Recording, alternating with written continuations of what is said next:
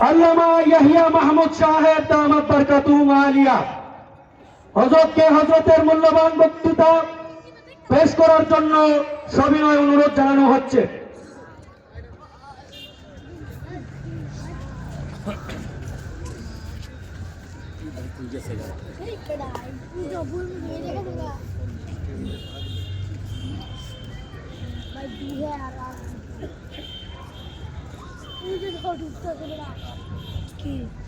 السلام عليكم ورحمة الله وبركاته.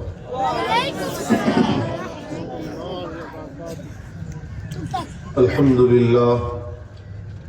لله كفى وسلام على عباده الذين اصطفى خصوصا على أشرف الأنبياء وخاتم الرسل محمد المصطفى صلى الله تعالى عليه وعلى آله وصحبه الذين هم خلاصة العرب العرباء وخير الخلائق بعد الأنبياء.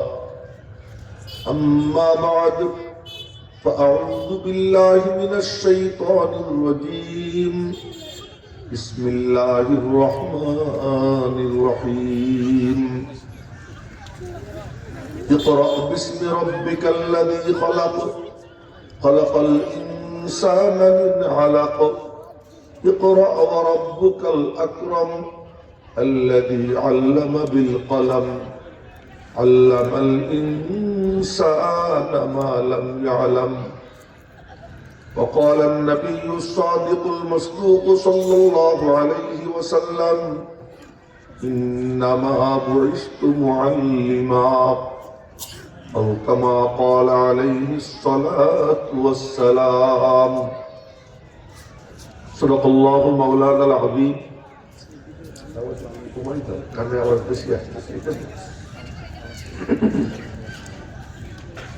وصدق رسوله النبي الأمي الكريم ونحن على ذلك من الشاهدين والشاكرين.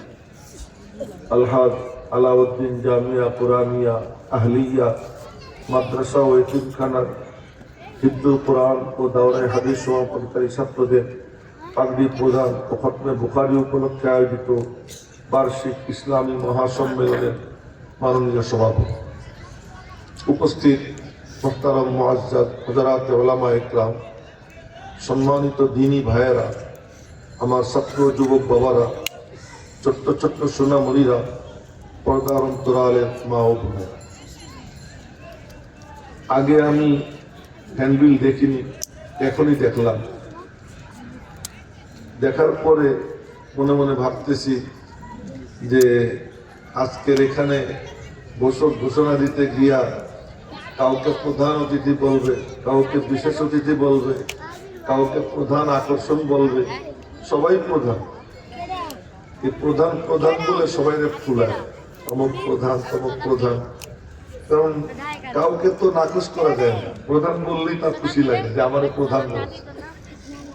এবং প্রধানকে আর অপ্রধানকে এ তো মালিক জানে, কিন্তু আমরা কাউকে অখুশি করতে চাই না, এজন্য প্রধান প্রধান নাম দিই। প্রধান অতিথি, প্রধান মেহমান, প্রধান বক্তা। আমি একদিন এক মাহফিলে দেখি 3 জনের নামে প্রধান, অতিথিও যা, মেহমানও তা, একই, কিন্তু 2 জনের নামের আগে কি প্রধান। বাংলায় হলো অতিথি, আর এমনি উর্দুতে বলে কি মেহমান। এই বেশ, কিন্তু প্রধান অতিথি, প্রধান মেহমান। প্রধান যদি না থাকে তাহলে হুজুর মনে কষ্ট হবে, এজন্য প্রধান কে। এখন আমি হ্যান্ডবিল দিকে মনে মনে ভাবতেছি করছেটা কে। আজকের প্রধান অতিথি এই মঞ্চে, এই মজলিসের আজকের প্রধান অতিথি জনাব মুহাম্মদুর রাসূলুল্লাহ সাল্লাল্লাহু আলাইহি ওয়াসাল্লাম। সবাই বলেন সাল্লাল্লাহু আলাইহি ওয়াসাল্লাম। শুনে মনে হয় আপনাদের কাছে আশ্চর্য লাগতেছে যে এটা ইয়াহিয়া মাহমুদ কি বলে।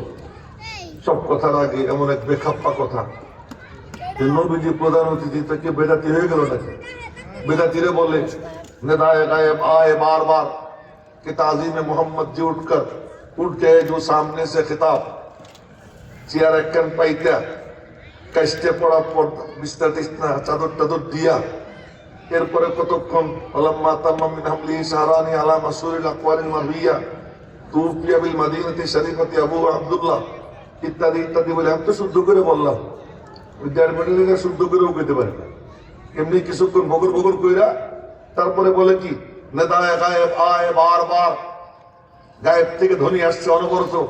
ওই এটারও তর্জমা জানে না যে কয়, এটারও তর্জমা জানে না। গায়েব থেকে ধ্বনি আসছে অনবরত, নবীজি এসে গেছে। অতএব আপনারা আর বসে থাকেন না, দাঁড়াই থাকেন।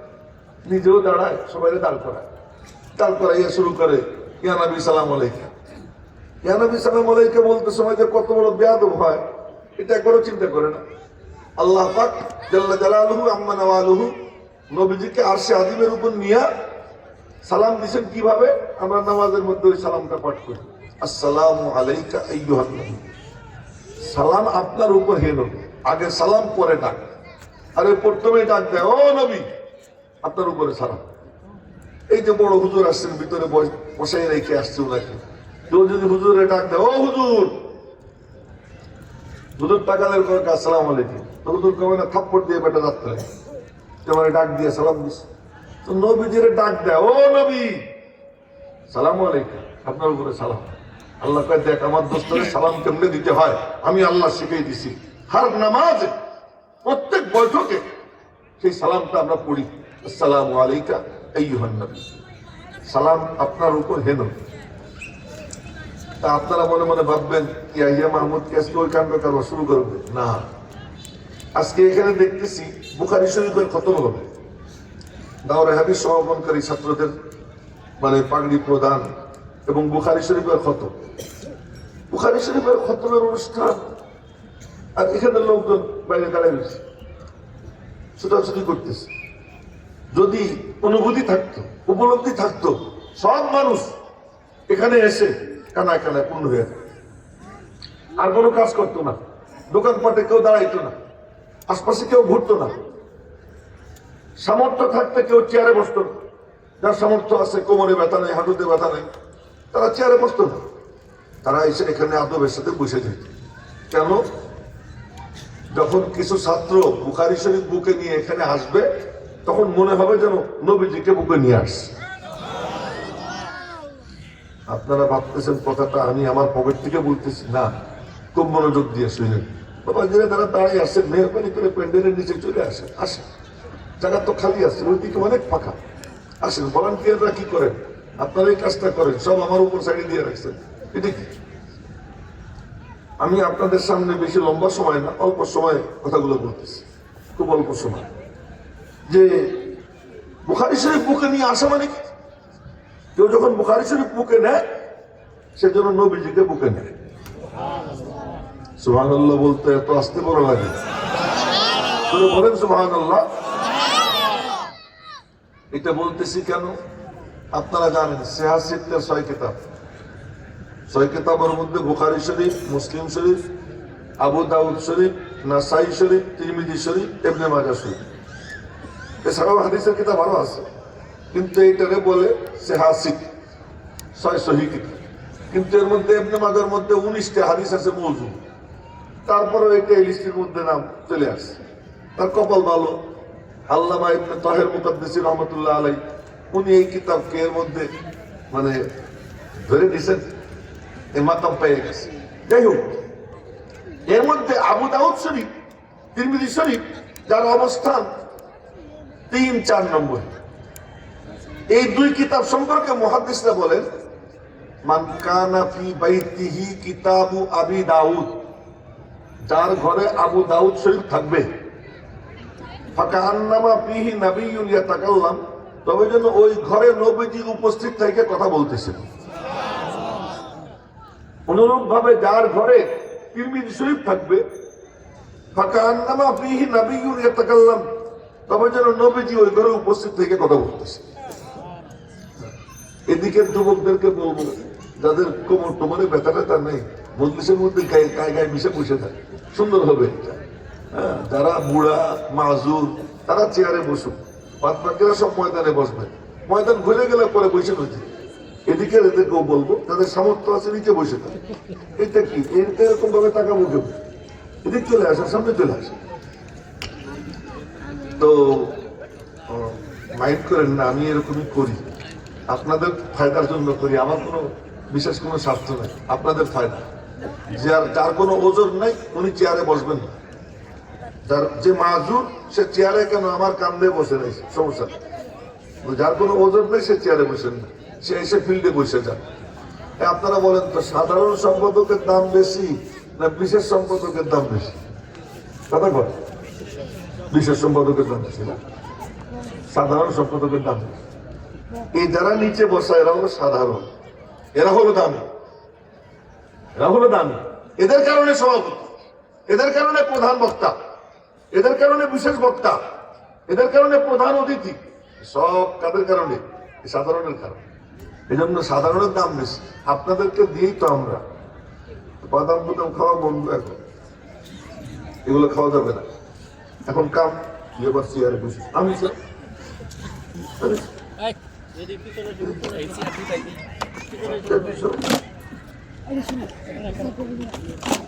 তো বলতেছিলাম যে আবু দাউদ শরীফ কিতাব, ইমাম আবু দাউদ তখন ইয়াং, বড় এক বুজুর্গ। ইমাম আবু দাউদের বাড়ির সামনে গেছে, গিয়ে দরওয়াজায় টোকা দিছে। উনি দরওয়াজা খুইলা চোখ কপালে উঠে গেছে, হুজুর আপনি কেন আসছেন? খবর দিতেন আমি যেতাম। কথার কথা, আমার বাড়ির বাসার সামনে যদি মৌলানা মাহমুদুল হাসান সাহেব, আপনারা সবাই চেনেন ওনাকে, যাত্রাবাড়ির বড় হুজুর, সারা বাংলাদেশের আলেমদের মুরব্বী, উনি যদি এসে আমার দরওয়াজায় টোকা দেন আর আমি দরওয়াজা খুলে ওনারে দেখি, তা আমি তো চিৎকার দিয়ে উঠবো, হুজুর আপনি কেন আসছেন? আমারে বলতেন আমি যাইতাম। উনি ওরকম চিৎকার দিয়ে উঠছেন, হুজুর আপনি কেন আসছেন? আমারে খবর দিতেন আমি যাইতাম। না জরুরত তো আমার, তাই আমি আসছি। কত ভিতরে আসেন? না ভিতরে ঢুকবো না, শর্ত আছে। কি শর্ত? তুমি তোমার যে জিহ্বা দিয়া নবীজির হাদিস পাঠ করো, মানুষের সামনে হাদিস বর্ণনা করো, ওই জিহ্বাটা বের করে দাও, আমি ওই জিহ্বা একটা চুমু খাবো, তারপরে আমি তোমার ঘরে ঢুকবো। ইমাম আবু দাউদ তার জিহ্বা বের করে দিচ্ছেন, ওই বুজুর্গ চুমু খাইছেন, তারপরে ভিতরে ঢুকছে। আবু দাউদ শরীফের এত দাম, তিরমিজি শরীফ ওরকম দাম, বুখারী শরীফ কেমন কিতাব? খুব মনোযোগ দিয়ে, বুখারী শরীফ কেমন কিতাব? হাদিস কি জিনিস? আজকে একটু নতুন কথা শুনেন, হাদিস কি জিনিস? হাদিস আলাদা কিচ্ছু না। আখ মেশিনে ঢুকানোর আগে আখ, মেশিনে দেওয়ার পরে চিনি। আখ মেশিনে ঢুকানোর আগে আখ ক্যান্ডারি, আর মেশিন ঘুরলে পরে রস। ঠিক তেমনি ভাবে কোরআন আল্লাহ পাকের পক্ষ থেকে নবীজির কলমে নাজিল হয়েছে। ঢোকার সময় কোরআন নবীজির জুবান দিয়া, নবীজির হাত দিয়া, নবীজির পা দিয়া, নবীজির সমর্থন দিয়া, নবীজির সিফাত দিয়া, ওইটার ব্যাখ্যা হয়ে যখন বের হয়েছে, ওইটাই হাদিস হয়ে গেছে। কথাটা কি বুঝতে পারছি? সাদামাটা ভাষায় বলতেছি যে কোরআনে কারীম নবীজির মধ্যে ঢুকছে। আমরা কোরআন শরীফ পড়ি, আর নবীজি কোরআন শরীফ গিলে গিলে খাইছে, হজম করছে। কোরআনে কারীম গিলে গিলে খাইয়া, এরা কি বুড়া নাকি আপনারা? চেয়ারে বসে বসে সমস্যা আছে, তোমারও কি সমস্যা? আচ্ছা ঠিক আছে, ঠিক আছে, সমস্যা থাকলে কোনো কথা না। যে নবীজি কোরআন শরীফ গিলে গিলে খাইছে, হজম করছে, হজম করার পরে ওই কোরআন নবীজির মধ্যে এমন নূরের নূর হয়েছে যে ওই নূর নবীজির নাকের উপরে লম্বা নূরের রেখা, নবীজির ঠোঁট খুললেই কথা বললেই সামনের দুই দাঁতের ফাঁক দিয়ে নূর বের হইত। তোরা তো কইলি না, কি রে তোরা সামনে বলে দিয়েছ না, জোরে সোরে সবাই মিলে সুবহানাল্লাহ। এখন নবীজি পুরো একটা কোরআন হয়ে গেছে। উনকা नहीं कहना भी है कुरान का जैसा, तरहा বলাও কোরআন, तरना বলাও কোরআন। আরেকটা মজার কথা বলি, কোরআনে কারীম চুপচাপ নীরব, আমার নবীজি বলনেওয়ালা সরব। কোরআন শরীফ চুপচাপ, কথা বলে না, নবীজি কথা বলেন। রব্বুল আলামিন বলেন, ওমা ইয়ানতিকু আনিল হাওয়া ইন হুয়া ইল্লা ওয়াহয়ুন ইউহা। আমার দোস্ত নাতেক, নাতেক মানে বলনেওয়ালা, বলনেওয়ালাকে বাংলায় বলি সরব। সরব যিনি কথা বলেন। কোরআন তো আমার কাছে পড়ে থাকে, কথা বলে না, কিন্তু আমি যখন পড়া শুরু করি তখন মনে হয় যেন আল্লাহ বলতেছেন। আর নবীজি ওই কোরআন গিলে গিলে খায়া উনি ওই কোরআন অনুযায়ী চলতেন। ওনার চলাটাও কোরআন, ওনার বসাটাও কোরআন, ওনার শোয়াটাও কোরআন, ওনার হাত নাড়ানোটাও কোরআন, ওনার মাথার ঝাঁকুনিটাও কোরআন। তাই বললাম কোন কাহা নেই কাহনা ভি হ্যায় কোরআন কা জৈসা। আর হা বলাও কোরআন, না বলাও কোরআন। পুরো জিন্দেগিতে যা করছেন এই 23 সালের নবুয়তি জিন্দেগিতে সব কোরআনে কারিমের ব্যাখ্যা। এর নাম হলো কি?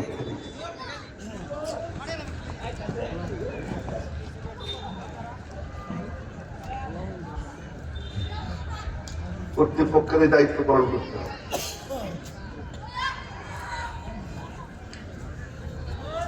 তো সেই হাদিস দেখেন, লক্ষ্য করেন, সেই হাদিস নবীজির জামানায় লেখা হইতো না।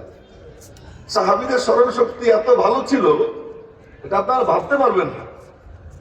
নবীজির জামানায় এক জিল কোরআন শরীফও ছিল না, কিন্তু কোরআন শরীফ যতটুকু নাজিল হইতো নবীজির তো সাথে সাথে মুখস্থ হয়ে যেত।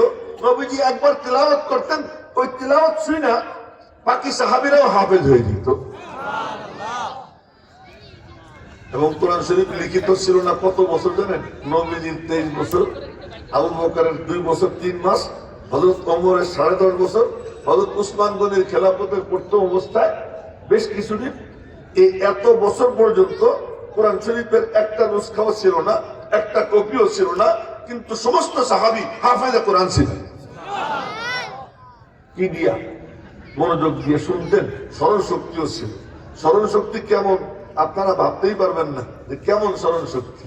আল্লাহ, একজন বয়স 35 বছর, এই 35 বছর বয়সে উনি গেছেন হযরত ওয়াহশীর সঙ্গে সাক্ষাৎ করতে। নবীজির চাচার হত্যাকারী ওয়াহশী, পরে মুসলমান হয়েছে, ওনার সঙ্গে সাক্ষাৎ করতে গেছেন। সাক্ষাৎ করতে যাইতে সময় কপাল, গাল, দাড়ি, মাড়ি, চেহারা টিহারা সব বাঁধছে, খালি চোখ খোলা। তো গিয়ে বলতেছে সালাম দিয়া, আতারি মুনি, আমারে চেনেননি? তো উনি এরকম তাকাইলেন, মাথার থেকে পা পর্যন্ত দেখে থেকে বললেন, না তোরে তো চিনি না, তোর 35 বছর আগে আদির একটা ছেলে হয়েছিল, ওই ছেলের কোলে নিয়ে দুধ মার কাছে আমি দিছিলাম, তো তোর কদম দুইখান দেখে মনে হইতেছে সেই কদম দেখতেছি। আপনাদের কারো ছেলে মেয়ে যদি 1 বছর বয়সে হারাই যায় আর 20 বছর বয়সে পান, চিনবেন না? চিনবেন। আর উনি 35 বছর পরে বলতেছেন তোর কদম দুইখান দেখে মনে হয় ওই যে 35 বছর আগে বাচ্চারা যে দুধ মার কোলে দিছিলাম, আমার কাছে মনে হইতেছে ওই কদম দুইখান তোর কদম। তখন উনি মুখের থেকে কাপড় সরাইয়া বললেন, হ্যাঁ আমি সেই। এমন স্মরণ শক্তি তাদের ছিল, তাদের জন্য এই লেখাটাকে দরকার ছিল না। কিন্তু নবীজির ইন্তেকালের পরে সাহাবীরা আস্তে আস্তে যখন কমতে শুরু করছে, এখন স্মরণ শক্তি কমা শুরু হয়েছে, ওই টাইমে লেখা শুরু হয়েছে। ওমর ইবনে আব্দুল আজিজ জামানা 99 হিজরি থেকে লেখা শুরু হয়েছে, সরকারি উদ্যোগে, এমনি ব্যক্তিগত পাণ্ডুলিপি হয়েছে। ওই লেখা চলতে চলতে এইটা এসে 194 হিজরিতে ইমাম বুখারীর জন্ম। তো 2য় শতাব্দীর শেষ, 3য় শতাব্দীর শুরু, এই টাইমে মুহাদ্দিসরা হাদিস লেখা কমপ্লিট করছেন। ওই মুহাদ্দিসদের মধ্যে সবার উপরে যার নাম, তার নাম মুহাম্মদ ইবনে ইসমাইল বুখারী রাহমাতুল্লাহ আলাইহি। এই বাসা বাসা মুহাদ্দিস ইমাম বুখারী রাহমাতুল্লাহ আলাইহি, ওনার জীবনটাই ছিল হাদিসের জন্য। 16 বছর বয়সে 6 লাখ অথবা 7 লাখ হাদিসের হাফেজ হয়ে গেছেন। সুবহানাল্লাহ, একটু ভালো করে কর। 6 বা 7 লক্ষ হাদিসের হাফেজ হয়েছেন কি এই 16 বছর বয়সে? কেমন চিন্তা করে? হাদিস মানে কি খালি আদ-দীন ওয়ান নসিহা, খায়রুকুম মান তাআল্লামাল কুরআন ওয়া আল্লামা? না না, হাদিস হলো 2টা জিনিসের নাম। একটা হলো মতন, রিডিং, আর একটা হলো সনদ, সূত্র। এই হাদিস আমাকে বলেছেন অমুক, তিনি বলেছেন আমাকে বলেছেন অমুক, তিনি বলেন আমাকে বলেছেন অমুক।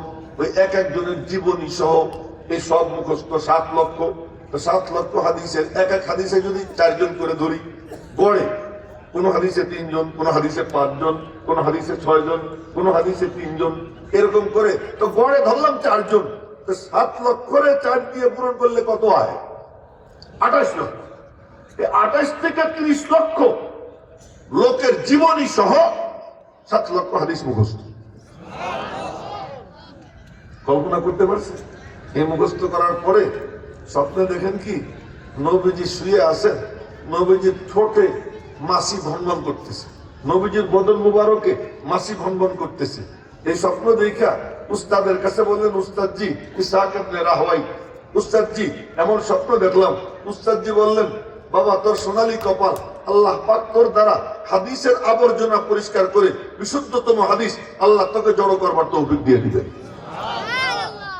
এই যে ইমাম বুখারীর কলবে জজবা পয়দা হয়, ওই জজবা নিয়া হাদিস ছিঁড়ার মধ্যে নিয়ে মনে মনে ভাবলেন এমন কাম করব যেখানে সেখানে করব না, মক্কা শরীফ মদিনা শরীফও করব।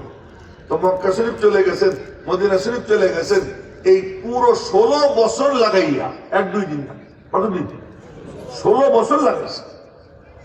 যে কিতাব লিখতে ওনার লাগতো মানে আপনার 1.5 মাস বা 2 মাস, এর বেশি লাগার কথা না, কিন্তু ওইটা লিখতে উনি সময় লাগাইছেন কত? 16 বছর। 7,000 প্লাস হাদিস, এটা লিখতে কি এতদিন লাগে নাকি ওনার? যার সব মুখস্থ, এটা কয়দিন লাগে? কিন্তু এক এক হাদিস লেখার আগে ওই দিন রোজা রাখতেন, শুনে ওই দিন রোজা রাখতেন, এরপরে গোসল করতেন, গোসল করে ইস্তেখারাত 2 রাকাত নামাজ পড়তেন, ইস্তেখারাত 2 রাকাত নামাজ পড়ে মক্কা শরীফে কখনো মিজাবে রহমতের নিচে হাতিমে কাবার মধ্যে, কখনো হজরে আসওয়াদের সামনে, কখনো বাবে কাবার সামনে, কখনো মুলতাজিমের সামনে, কখনো মাকামে ইব্রাহিমের পাশে, যখন যেখানে ভালো লাগছে ওখানে বৈশা সালাতুল ইস্তেখারা 2 রাকাত পড়া মুরাকাবায় বসতেন। আল্লাহ এই হাদিস আমি লিখবো কিনা তুমি আমারে বলে দাও। মুরাকাবায় থাকতেন, আল্লাহর পক্ষ থেকে ইলহাম হইতো লেখো, তারপরে লিখতেন। এই ইহতিমাম করে এইরকম গুরুত্ব দিয়া যিনি কি করছেন, এই কাণ্ড কারবার করছেন। এই করতে ওনার 16 বছর লাগছে। এরপরে এই কিতাব বুকে নিয়ে ঘুরে বেড়াইছেন, ওনার বিয়ার কথা মনেও পড়ে। বিয়ে যে একটা জিনিস আছে, লক্ষ্য করি, বিয়ে যে একটা জিনিস আছে, যৌবনের চাহিদা আছে, এই কথা ওনার জীবনে মনেও পড়ে। এই জীবন কাটাই দিছেন এই কিতাব বুকে নিয়ে। এই কিতাব বুকে নিয়ে ঘুরতে ঘুরতে উনি নিজে সরাসরি 90,000 পড়াইছে। আরো আসতে করেন আপনারা, খুব মরা মরা মানুষ 90,000 পড়াইছে। এই 90,000 পড়াইয়া এরপরে ওনারে বের করে দিছে শহর থেকে। কি কারণে জানেন? হায় হায়, ওই বুখারার যে গভর্নর, সে গভর্নর বলে কি আমার ছেলেদেরকে একটু পড়াইতে হবে। কোথায় পড়াবো? তা আমার বাসায় এসে পড়াইতে হবে। এলেমের কাছে তলেবে এলেম যায়, তলেবে এলেমের কাছে এলেম যায় না। তোমার ছেলেদের যদি পড়তে হয় আমার কাছে এসে পড়তে হবে, আমি যাব না। ঠিক আছে, আমি ছেলেদেরকে পাঠাবো, ওদেরকে একটু এক্সট্রা পড়াইয়ে ভিআইপি মর্যাদা দিয়ে। দেখেন তামাশা, ভিআইপি মর্যাদা দিয়ে আজ ভিআইপি কালচার শুরু হয়ে গেছে। মাদ্রাসার মধ্যে এই 2-3টা রুম ভিআইপি, এখানে খাট, এখানে সুন্দর এসি, এই সব কিছুর ইন্তজাম। কেন? বড় লোকের পোলা, ভিআইপি, তার জন্য ভিআইপি ইন্তজাম। ইমাম বুখারীরা বলছে আমার ছেলেদেরকে একটু ভিআইপির মর্যাদা দিতে হবে। ইমাম বুখারী রহমাতুল্লাহ আলাইহি বলছেন, আমার নবীজির হাদিস যারা পড়তে আসবে আমার কাছে, সব গরিব গুড়াবারা যেখানে থাকবে ওদের সঙ্গে মিশা যদি পড়তে পারে পড়বে, আনালে আমি পড়াবো না। এরে বলে এলেমওয়ালা, এরে বলে মুত্তাকি, একে বলে আহলে ইলম। তোমার ছেলে জন্য ভিআইপির মর্যাদা পাবে না, গরিবদের কাতারে মিশতে হবে, সাধারণের কাতারে মিশতে হবে। এই জন্য আমিও বলছি, ওয়াজ শুনতে এসেও কেউ ভিআইপি সাজবেন না, সাধারণের কাতারে বসবেন। আমি ভিআইপি, আমি চেয়ারম্যান সাহেব, আমি সভাপতি সাহেব, আমি অমুক, আমি তমুক, সুতরাং আমার একটু আলাদাই লাগে। এই কিসের আলাদা? তুমি আল্লাহ পাকের সিফাতে ইলমের নূর সিনার মধ্যে নিবা, গরিবদের সঙ্গে বসবা, নেককারদের সঙ্গে বসবা। এই একজন রিক্সাওয়ালা, একজন অটো চালক, একজন ভ্যান চালক, এরা যারা, এদের দিল অনেক ভালো, ওদের বরকতে আল্লাহ পাক তোমাকে কবুল করে দেবে। शनिदम के रोजे उम्मीद बीम बदाना बने का बेबख्शद करीम। এই তুমি আলাদা ভিআইপি সাইজো না, সাধারণের কাতারে মিলে যাও। নামাজে দাঁড়াইলে প্রেসিডেন্ট আর পিওনের মধ্যে কোনো ব্যস্তম থাকেনি, কথা বলে ব্যস্তম থাকে। সুলতান মাহমুদ গজনবী তার গোলাম ছিল, তার কর্মচারী ছিল ইয়াস। তো কর্মচারী নামাজে দাঁড়াইতে গিয়া একটু দূরে দূরে শুয়ে দাঁড়ায়। উনি বলেন, না না তুই আমার কাছে আয়, কাছে লাইকে দাঁড়া, কোনো ফাঁক রাখিস না। एक ही सफ में खड़े हो गए महमूद आयाज, एक ही सफ में खड़े हो गए महमूद आयाज, न कोई बंदा रहा न कोई बंदा नवाज। আমি মাঝে মাঝে ওয়াজে যাই, তো ওই মসজিদে জামাতে নামাজ পড়বো, হুজুরের জন্য আলাদা যায় নামাজ। আমি বলি মেহরবানি করে যায় নামাজ বিষয়, কারণ আমি আলাদা কোনো ভিআইপি মুসল্লি না। এই মুসল্লিদের মধ্যে আমি একজন মুসল্লি, আলাদা এক যায় নামাজ দিই। হ্যাঁ, হাঁটু টাটুতে যদি ব্যথা থাকে, তা হাঁটুর ব্যথার জন্য মোটা যায় নামাজ লাগে, সে মাহুর, তার কথা বাদ। কিন্তু যে হুজুরের সামর্থ্য আছে, সেই হুজুর, আমি ভিআইপি, সবাই দেখুক। তোমার মধ্যে আর দুনিয়াদারের মধ্যে বেশ কম থাকো। কোমরে একটু কোন রকম একটু গোস্ত হয়ে গেছে, পাশা মোটা হয়ে গেছে, শরীর ভারী হয়ে গেছে, বড় পদে বসছে, মসজিদে আইসে চেয়ারে বসে এমনি হন হন করে হাঁটে, এমনি হাঁটতেছে, সব কাম করতেছে। নামাজ পড়তে গেলে ভিআইপি বেয়াদব থাকার লজ্জা করে না? আল্লাহ পাকের সামনে গেছিস, হ্যাঁ, দাঁড়াইতে গিয়ে যদি পড়ে যাস, সামর্থ্য নাই, তখন তোরে আমরা ধরে চেয়ারে বসে দিই। তুমি নিজে একটু মোটা হয়ে গেছো, একটা পদে গেছো, মসজিদে গেলেই স্যার চেয়ার দিব, হ্যাঁ দাও, আর চেয়ারে বসে পড়ে লাঠির চোটে দাঁত একটাও থাকবে না, সাবধান হয়ে গেছে। আল্লাহ পাকের সামনে গিয়ে দাঁড়াইতেছো, এটা কোনো দুনিয়ার যেন কোনো দরবার না, আল্লাহ পাকের দরবার। তো বলতেছিলাম, কথা মেলা দূর চলে গেছে। মেরে মোহতারাম ভাইও তো ভিআইপি না। ইমাম বুখারী বললেন, না কোনো ভিআইপি টিআইপি নাই, সাধারণদের সঙ্গে মিশে পড়তে হবে। তো ওই গভর্নর বলল, তুমি শহর থেকে বের হয়ে যাও, বের করে দিছে। ইমাম বুখারী কিতাব বুকে নিয়ে বের হয়ে গেছে, ছাত্ররা সঙ্গে আছে। রাস্তায় গিয়া একখানে বলতেছেন, আল্লাহ আল্লাহ জমিন প্রশস্ত হওয়া সত্ত্বেও আমার উপরে সংকীর্ণ হয়ে গেছে, মালিক তুমি আমার ডাক দিয়ে নিয়ে নাও। ডাক দিছেন আল্লাহ রে, আল্লাহর সাথে সাথে ডাক দিছে, ওইখানেই ইন্তেকাল হয়েছে, জায়গার নাম খারতান, ওখানে ইন্তেকাল হয়েছে। আর ওই টাইমের কিছু আগে এক বুজুর্গ স্বপ্নে দেখে নবীজি আবু বকর, ওমর, উসমান, আলী, 4 খলিফাকে নিয়ে ফুলের মালা নিয়ে দাঁড়াই রয়েছেন। তো উনি বলতেছেন, ইয়া রাসূলুল্লাহ আপনি কার অপেক্ষায়? নবীজি বললেন, আমার মুহাম্মদ ইবনে ইসমাইল বুখারী আসতেছে, আমি তার অপেক্ষায় আছি, তার অপেক্ষায় আছি। কবরে শোয়ানো হয়েছে, ইন্তেকালের পরে কবর থেকে মেশক আম্বারের ঘ্রাণ, মাটি নিতে নিতে কবর ফাঁকা হয়ে যায়। পরে অনেক বুজুর্গদের দোয়ায় তারপরে ঘ্রাণ বন্ধ হয়েছে, নাহলে প্রতিদিন নতুন মাটি দেওয়া লাগতো। এই মুহাম্মদ ইবনে ইসমাইল বুখারীর এই কিতাব কত দামি, কত দামি। আমি যে কথাটা বলছি, এই এক কথা দিয়ে এই কথা শেষ করবো মেরে মোহতারাম ভাইও। এই কিতাব এক মুহাদ্দিস, উনি বুখারী শরীফ পড়তেন না, উনি পড়তেন মুওয়াত্তা মালিক। মনোযোগ দিয়ে শুনেন, এমন কথা তো এমনি ওয়াজে শোনেন না, তাই না? শোনেন না, আজকে একটু শোনেন। উনি পড়তেন মুওয়াত্তা মালিক। মালিক উনি হলেন আকাশে উজ্জ্বল নক্ষত্র। উনি এত দামি যে ওনার কাছে পড়ার জন্য ইমাম শাফি মক্কা শরীফ থেকে মদিনা শরীফ গেছেন। ইমাম শাফি, ওনার বয়স তখন 22 বছর, ইমাম শাফির বয়স 22 বছর।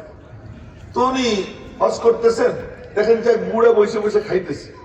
তো বুড়া দেখে যে ইয়াং ছেলে হাইটে যেতেছে, উনি ডাক দিচ্ছেন, ইয়া শাবাব তাআল কুল মাই, এ যুবক আয় আমার সাথে খা। বলার সাথে সাথে বসে বসছে। বুড়া কয়, কি তুমি কি কুরাইশ বংশের নি? কয়, আপনি কেমনে বুঝলেন? তোমার কাণ্ড কারবার দেখে। কি দেখে? আমি তোমার ডাক দিলাম, একবারও না বললা না, বসে পড়লাম। এই যে তুমি যে সাদা সিধা, এতে বুঝলাম তুমি কুরাইশ বংশের। তো বুড়ার সাথে খাতির হয়ে গেছে। খাতির হয়ে যাওয়ার পরে কই, উস্তাদজি উস্তাদজি, বুড়ারে কয়, চাচ্চু চাচ্চু, কি মদিনা, আপনার বাড়ি কোথায়? তো মদিনা শরীফ। তো মদিনা শরীফ? হ্যাঁ। মদিনা শরীফ না, একজন ইমাম আছে, ইমাম মালিক, আমার একটু নিয়ে যাবেন তার কাছে। হ্যাঁ বাবা, আমাদের গ্রুপের এক লোক মারা গেছে, একটা উট খালি যাবে, তোরে ওই উটে করে নিয়ে যাবো। আর কি খুশি ইমাম শাফি, গরিব ছিলেন, নিজের কোনো উট ঘোড়া ছিল না, ওই উটে চড়ে মদিনা শরীফ যাবে এলেম শিখার জন্য, হাদিস নেওয়ার জন্য, এলমে নববীর নূর নেওয়ার জন্য। মক্কা শরীফ থেকে মদিনা শরীফ যাইতেছেন ইমাম শাফি রহমতুল্লাহ আলাইহি। আমি যাব, রওনা হয়েছেন। ওই উটের পিঠে চড়া 16 দিন সময় লাগছে, 16 দিনে 16 খতম কোরআন শরীফ পড়ছে ইমাম শাফি রহমতুল্লাহ আলাইহি। 16 দিনে 16 খতম কোরআন শরীফ পড়ছে। তো মদিনা শরীফ গিয়ে পড়ছেন, পৌঁছার পরেই দেখেন যে এক নামাজের টাইম হয়ে গেছে। নামাজ পড়ছেন জামাতের সাথে, নামাজের পরে দেখলেন উঁচু লম্বা, মাথায় পাগড়ি। আমি কিন্তু অনেকদিন পরে আজকে পাগড়ি পাচ্ছি ওয়াজে, ওয়াজে বর্তমানে পাগড়ি বাঁধি না, অনেকদিন পরে আজকে পাগড়ি বাঁধছি। যাই হোক, আজকে জুমার নামাজ পাগড়ি পরে পড়াইছিলাম, তো একজন আমার কয়েছে হুজুর এইটা আপনার ভালো লাগে, আজকে পড়ছে এটা ভালো লাগে। তো ওই কথাটা মাথার মধ্যে আইসে, এই জন্য আজকে বাঁধিয়ে ফেলেছি। যাই হোক, কিন্তু আমার মাথায় একটু চুলকানি আছে, তো খাইবে গেলে চুলকায়, এই জন্য পাগড়ি রাখতে পারি না মাথায় বেশিক্ষণ। তো তল ফিগার পাগড়িওয়ালা নুরানি চেহারা উনি আসছে, সব ওনাকে ঘিরে বসছে। উনি তখন হাদিস লেখাইতেছে। ইমাম শাফি, ওনার নাম মোহাম্মদ, উনি বলেন আমিও বসে বসে লিখতেছি। কি সবার তো খাতা কলম, আমার তো খাতা কলম নাই। আমি একটু খড়ি মড়ি পাইছি, ওইটা দিয়ে হাতের উপরে আঁকতেছি, ডান হাত দিয়ে আমার হাতের উপরে আঁকতেছি। বলতে তখন একটা কালিমালি নেই। তো এরপরে উনি 100 হাদিস লেখেছে। 100 হাদিস লেখানোর পরে আবার নামাজের টাইম হয়েছে, নামাজের ছুটি দিচ্ছেন। অনেকে অজু করতে গেছে, আমার অজু ছিল, আমি বসে রয়েছি। ইমাম মালিক ডাক দিলেন, ইয়া শাবাব তাআল, এই যুবক এদিকে আয়। শাবাব মানে যুবক, এই যুবক এদিকে আয়। কাছে গেছে, কাছে যাওয়ার পরে কয় যে তুমি কি করতেছিলে? এই যে হাতে লিখতেছিলাম। ওই দেখাও তো, হাত দেখে যে হাত সাদা। কোন লেখা তো নাই। না আসলে হুজুর ঘটনা হয়েছে কি, সবাই লিখতেছিল, আমি তাদের সঙ্গে তাল মিলিয়েছিলাম, আমার তো খাতা কলম নেই। এই বুজুর্গ এসে সামনে বসে ঘুমানোর জন্য, এটা সরাইতে আর একদিকে চলে যায়। যদি তাজা থাকতে পারো তাহলে বসো, আর না থাকতে পারলে ওইদিকে চলে যাও। সামনে বসে, এখানে বসে মোরাকাবা করো। তো বলতেছে যে তুমি লিখতেছিলা, দেখা করি। উস্তাদজি আসলে তাল মিলাইতেছিলাম। না, এটা তো হাদিসে রাসূলের সঙ্গে বেয়াদবি। ইমাম শাফি বললেন, আসলে উস্তাদজি এই জায়গায় লিখতেছিলাম, বুঝছেন নি কথা, এখানে দাগাইতেছিলাম, এই কলমে লিখতেছিলাম। ইমাম মালিক বললেন, তাই যদি হয় তাহলে যা আমি লেখাইছি 100 হাদিস, 50টা হাদিস শোনাও। উনি দাঁড়াইয়া পুরো 100 হাদিস শুনে দিছে।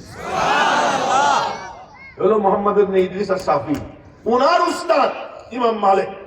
এবার চিন্তা করেন ইমাম শাফি কত বড় আলেম।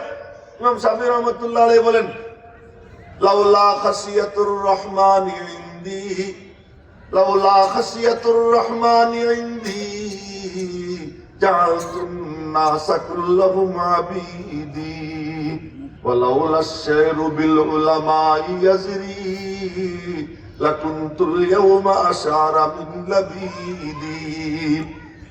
যদি আল্লাহর ভয় না থাকতো, আমার আল্লাহ আমাকে এত এলেম দিয়েছেন, আমার এলেমের জাদু দিয়া আমি গোটা দুনিয়াকে আমার গোলাম বানাইতে পারতাম। এই বলতেছেন কে? ইমাম শাফি রহমাতুল্লাহ আলাইহি। উনার এলেম যদি এত হয়, উনার উস্তাদ ইমাম মালিকের এলেম কেমন হয়? ইমাম মালিক এর এলেম যদি এতটা হয়, ইমাম মালিকের সঙ্গে ইমাম আবু হানিফার দেখা হয়েছে। দেখা হওয়ার পরে লোকজন জিজ্ঞেস করছে, কেমন দেখলেন? বলতে এই লোক এমন, যদি মাটিরে স্বর্ণ বানাচ্ছে যুক্তি দিয়ে তাও পারবে। ইমাম মালিক ইমাম আবু হানিফা সম্পর্কে এই কথা বলছেন, উনি যদি চান যে এটা মাটির টুকরা কিন্তু দলিল দিয়ে স্বর্ণ বানাবেন, তা উনি পারেন। আল্লাহ পাক ওনাকে এত মেধা দান করছেন। এগুলো ইমাম আবু হানিফা রহমাতুল্লাহ আলাইহি। ফাঁকে ওনাদের নাম এসে গেল, ওনাদের সম্পর্কে একটু একটু বললাম, জানলাম। আমার মজা লাগতেছে, আপনাদের লাগুক আর না লাগুক। তো ইমাম মালিক উনি একখান কিতাব লেখছেন, ওই কিতাবের নাম হলো মুয়াত্তা মালিক। তো মুয়াত্তা মালিকের যে সূত্র, ইমাম মালিক আর নবীজির মাঝে মাত্র 2 জন। কয়জন? 2 জন। অর্থাৎ 2 সিঁড়ি পাইলেই নবীজি। আর ইমাম বুখারীর যে শেষ হাদিস, যেটা আজকে পড়া হবে, এই হাদিসের সূত্রগুলো শুনেন, আমি শুনি। ইমাম বুখারী বলেন হাদাসানা আহমদ ইবনে ইসকাব قال حدثنا محمد بن فضيل عن عمارة بن القعقاع عن أبي زرعة عن أبي هريرة ইমাম বুখারী আর তার উস্তাদ নবীজির মাঝে 5 সিঁড়ি, কয় সিঁড়ি? 5 সিঁড়ি। আর মুয়াত্তা মালিক পড়লে কেমনে পড়ে জানেন? হাদাসানা মালিক আন নাফি আন ইবনে ওমর আর রাসূলুল্লাহ সাল্লাল্লাহু আলাইহি ওয়াসাল্লাম। ইমাম মালিক বলেন আমাকে বয়ান করেছেন নাফে বলেন আমাকে বয়ান করেছেন আব্দুল্লাহ ইবনে ওমর। আর আব্দুল্লাহ ইবনে ওমরের উস্তাদের নাম আপনাদের জানা আছে? বলেন নাকি? বলেন না মুহাম্মদুর রাসূলুল্লাহ সাল্লাল্লাহু আলাইহি ওয়াসাল্লাম। নাফে আব্দুল্লাহ ইবনে ওমর 2 সিঁড়ি পাইলেই নবীজি। ওনার আরেক সনদ হলো সালেম আন আব্দুল্লাহ ইবনে ওমর। সালেম হলো আব্দুল্লাহ ইবনে ওমরের ছেলে। তো মালিক আন সালেম আন ইবনে ওমর 2 সিঁড়ি। তো 2 সিঁড়ি পাইলেই নবীজি। কি চমৎকার! তো এক বুজুর্গ, ওনার নাম আবু যায়েদ মারওয়াজি। ওনার নাম কি? বলেন আবু যায়েদ মারওয়াজি। ওই যে বুড়ো একজন নিচের দিকে চেয়ে রয়েছে, মনে হয় ঘুমায়। বলেন যে এইদিকে তাকাই, মাথা নিচের দিকে রাখেন না, মজলিসের আদব রক্ষা করেন সবাই মিলে। আবু যায়েদ মারওয়াজি উনি মুয়াত্তা মালিক পড়তেন। মনে মনে বলতেন বুখারী শরীফ পড়তে গেলে 4 সিঁড়ি, 5 সিঁড়ি, 3 সিঁড়ি, এই এত সিঁড়ি বাইতে হবে কেন? খামাখা 2 সিঁড়ি দিয়েই তো নবীজি যাওয়া। আমার মুয়াত্তা মালিক একদিন স্বপ্নে দেখতেছেন নবীজি বলতেছেন, এ আবু যায়েদ, জি ইয়া রাসূলুল্লাহ, তুই খালি মালিকের কিতাব পড়বি, আমার কিতাব পড়বি না? স্বপ্নের মধ্যে বলতেছেন। আর নবীজির স্বপ্নে দেখা আর বাস্তবে দেখার মধ্যে কোনো ব্যাসকর নেই। তার প্রমাণ হলো এই যে মাদ্রাসা, এই মাদ্রাসার মা, এই যে মাদ্রাসা আলহাজ আলাউদ্দিন জামিয়া কোরআনিয়া আহলিয়া মাদ্রাসা, এই মাদ্রাসার মা দেওবন্দ। ওই দেওবন্দ মাদ্রাসার ভিত্তি প্রস্তর স্থাপন হবে আগামীকাল সকালে। রাতের বেলায় সিদ্ধান্ত হয়েছে। তো ওই দিন সকালবেলা ফজরের সময় তৎকালীন মুহতামিম শাহ রবিউদ্দিন রহমতুল্লাহ আলাইহি প্রথম মুহতামিম, উনি ফজরের সময় বলতেছেন, হযরত কাসেম নানুতুবিকে, হযরত বিল্ডিং এর নকশা আঁকা হয়ে গেছে। বিল্ডিং এর নকশা আঁকা হয়েছে, তার মানে চলেন গিয়ে দেখি। গিয়ে দেখে লাঠির দাগ। কিসের লাঠির দাগ? আজ রাত্রে নবীজি আসছেন, নবীজি আমাকে সাথে নিয়ে নিজে নকশা এঁকে দিয়ে গেছেন। স্বপ্নে দেখছে লাঠির দাগ, বাস্তবেও কি লাঠির দাগ। আমরা স্বপ্নে দেখি রাজরানী, পরে দেখি কোলবালিশ। হ্যাঁ, আমাদের স্বপ্ন আর নবীর স্বপ্ন। নবী যে স্বপ্ন দেখতেন ওইটাও ওহী। কেউ যদি নবীজিকে স্বপ্ন দেখে ওইটাও বাস্তব, ওর মধ্যে আর বাস্তবের মধ্যে কোনো ব্যস্তম নেই। তো উনি স্বপ্নে দেখেন নবীজি বলতেছেন যে তুই খালি মালিকের মুয়াত্তা পড়বি, আলা তাকরাউ কিতাবি, আমার কিতাব পড়বি না। ও মুহাদ্দিস আশ্চর্য হয়ে বলে, ইয়া রাসূলুল্লাহ, আপনার কিতাব কোন খান? আমার কিতাব মুহাম্মদ ইবনে ইসমাইল বুখারীর কিতাব আমার কিতাব।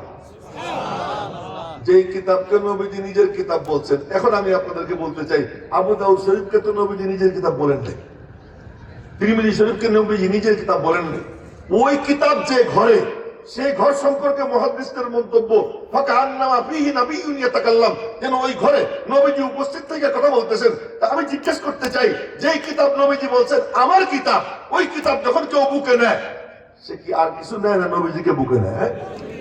তাহলে আজকে এখানে কিছু ছেলে, কে খতম বুখারী করবে আমি জানি না, কিছু ছেলে বুখারী শরীফ নিয়ে আসবে, তাদেরকে সে হাদিস পড়াবেন এক মুরব্বী, যিনি হন পড়াবেন।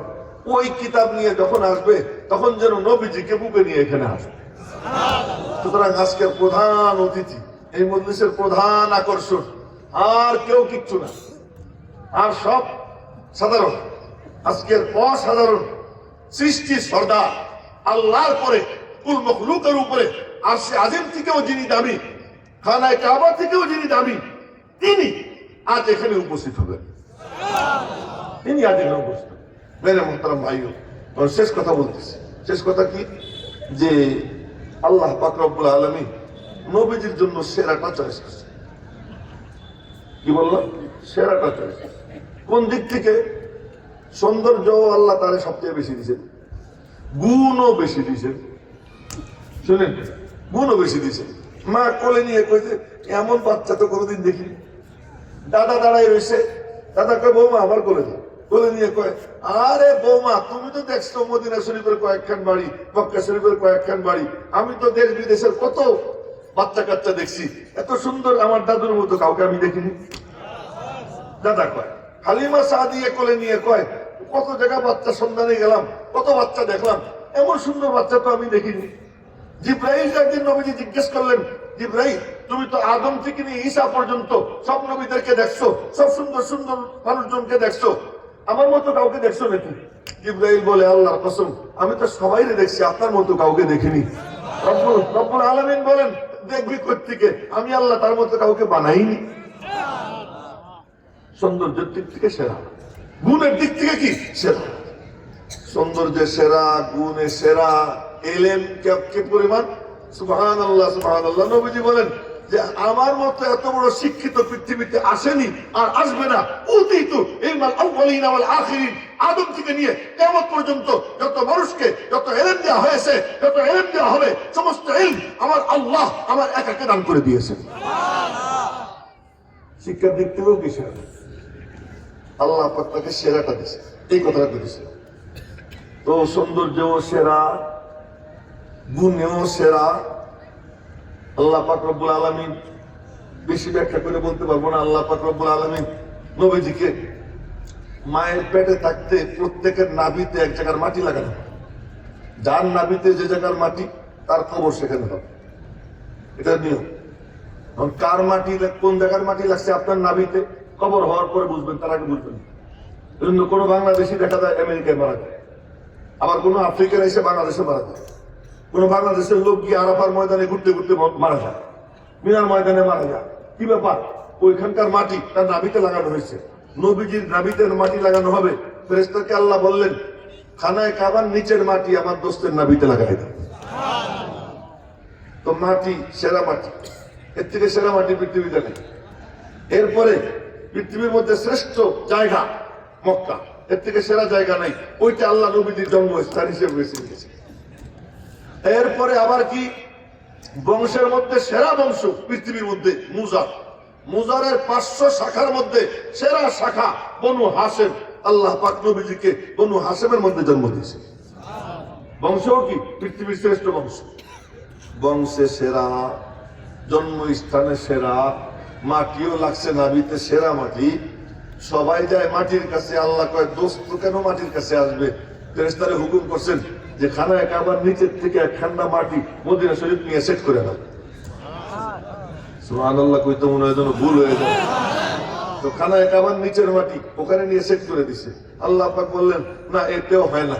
আমার দোস্ত যেখানে দিয়ে চলাচল করবে, হাঁটাচলা করবে, নিয়মিত যাতায়াত করবে, যেখানে নামাজ পড়বে, তা আমার দোস্তের ওই জায়গাটা জমিনের মাটি কেন থাকবে? এজন্য জান্নাত থেকে একখানা মাটি আল্লাহ পাক পাঠাই দিয়েছেন, ওই জায়গায় বিছিয়ে দাও। টার্কির লাল গালিচা আর ইরানের লাল গালিচা না, জান্নাতের লাল গালিচা, জান্নাতের ওই মাটি, ওই মাইটের রঙের গালিচা আল্লাহ পাক ওখানে বিছিয়ে দিয়েছেন। এই জন্য নবীজির সিজদা, ম্যাক্সিমাম সিজদা 85 বা 90% সিজদা জমিনের উপরে পড়তো, জায়নামাজের উপর পড়তো না। ওই জমিন জান্নাতের জমি, জান্নাতের মাটি। আল্লাহ পাক রব্বুল আলামিন তার জন্য সব দিক থেকে সেরাটা চয়েস করছেন। তাকে আল্লাহ তাআলা যে একটা গিফট দিয়েছেন, সেই গিফট এটা কি, এইটা বলে কথা শেষ করবো। গিফট কি? গিফট দোস্ত তুমি তো আর সে আদিম থেকেও সেরা, মক্কা শরীফের কাবা শরীফ থেকেও তুমি সেরা, কুল মখলুকের উপরে তুমি, আমার নিচে কুল মখলুকের উপরে। কিন্তু তোমার থেকে দামি একটা জিনিস আমি তোমারে গিফট করতেছি, সেই জিনিসের নাম হলো কোরআন। জিনিসের নাম কি? কোরআন। আজকে আমরা দেখি ব্যারিস্টার হইলে কেউ উচ্চ শিক্ষিত না, ডক্টর হলে কয় কি উচ্চ শিক্ষিত, ইঞ্জিনিয়ার হলে কি বলে উচ্চ শিক্ষিত, হাফেজ মৌলানা মাদ্রাসা কয়দিন পড়ছে। আর আমাদের বুজুর্গরাও মাশাআল্লাহ মাদ্রাসার নাম দেয়, মাদ্রাসা ও এতিমখানা। আজীব ব্যাপার, তোমার এতিমখানার নাম দেওয়ার দরকারটা কি? মাদ্রাসা কর্তৃপক্ষের মনে গুতা লাগলে আমার কিছু করার নেই, এতিমখানার নাম কেন দিবেন আপনি?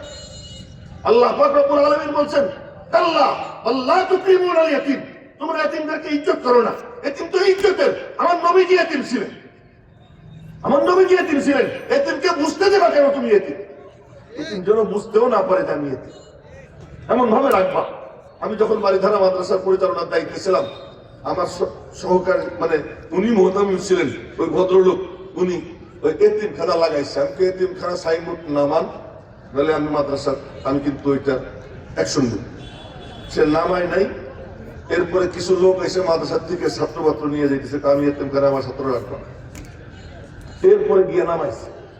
পরে কোরআনে কারীম দেখি কি আল্লাহ তাআলা বলেন, আরে তোরা কি করিস, তোরা এতিমদেরকে করোনার পাত্র মনে করিস। এতিম রে দিলাম, এতিম এতিম এতিম। আমার নবীজি এতিম ছিলেন, এতিমদের সর্দার, সবচেয়ে দামি কুল মখলুকের সর্দার জনাবে মুহাম্মদুর রাসূলুল্লাহ সাল্লাল্লাহু আলাইহি ওয়াসাল্লাম। এবং এতিমদেরকে আল্লাহ তাআলা খুব ইজ্জত করেন। কোরআনে কারীমে আল্লাহ বলতেছেন, আল্লাহ আল্লাহ তুকরিমুন আল ইয়াতীম, তোমরা এতিমদের ইকরাম করো না, ইজ্জত করো না। কুত্তারাও খাওয়ায়, এতিমরাও খাও। হ্যাঁ, এতিমরা ইজ্জত দিবা, সে সম্মানের কথা। মেরে মুহতারাম ভাইও, তো আল্লাহ পাক নবীজিকে কি দিয়েছেন? সেরা গিফট কোরআন দিয়েছেন। দিয়ে বলতেছেন কি, দোস্ত তোমারে যা দিলাম, ওয়াকানা ফাদলুল্লাহি আলাইকা আযীমা, আমি আল্লাহর আযীম মেহেরবানি, এর থেকে বড় কোনো মেহেরবানি নাই। আমার ভান্ডারে এর থেকে বড় কোনো নিয়ামত নাই। এর থেকে বড় নিয়ামত থাকলে ওই নিয়ামতই তোমাকে দিতাম। এর থেকে বড় কোনো নিয়ামত নাই। এই জন্য সবচেয়ে বড় নিয়ামত আল্লাহ পাকের পক্ষ থেকে কোরআন, আর ওইটা আল্লাহ পাক গিফট করছেন আমার নবীজিকে। এই কারণেই নবীজি সমস্ত নবীদের নবী হয়ে গেছে। এই জিনিস পাই, এই জিনিস যার সিনায় যায় তার থেকে দামি কোনো মানুষ নেই। নবীজি বলতেছেন, খায়রুকুম মান তাআল্লামাল কুরআন ওয়া আল্লামা, তোমাদের মধ্যে শ্রেষ্ঠ সে যে কোরআনে কারীম শিখে এবং শিখায়। আমরা যখন এই কোরআনকে ইজ্জত দেব, কোরআনওয়ালাকে ইজ্জত দেব, আল্লাহ পাক আমাদেরকে ইজ্জতওয়ালা বানিয়ে দিবেন।